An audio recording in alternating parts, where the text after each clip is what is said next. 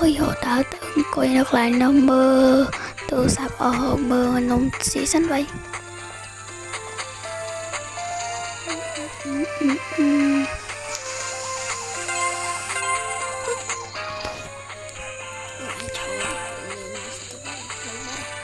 Thọ được quả này cái tiếng chân vậy.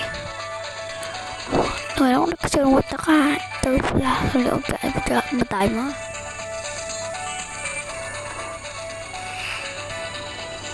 Rồi mình nói chắc rồi.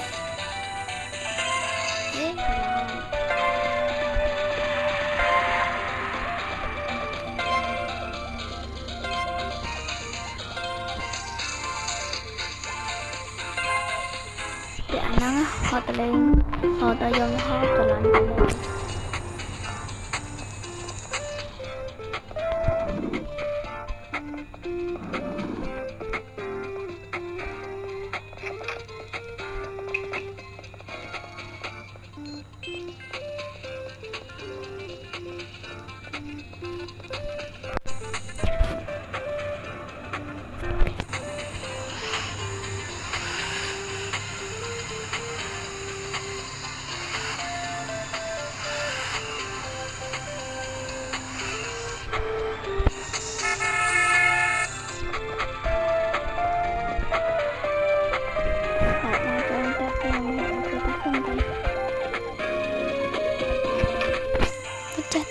cha cha nó nó mà đau nông cái con giờ nó cái nông Không cha cha nó không sao.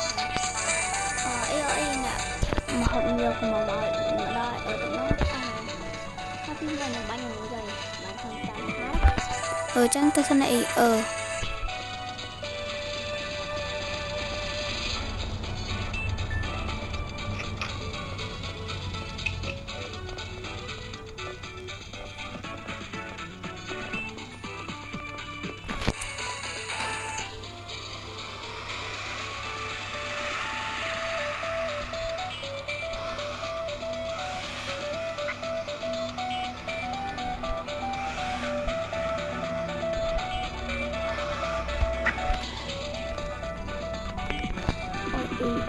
cực tế đi nó ăn cái nó thời mãi nó xăm á nó không có chán cho như chả từng mà từ từ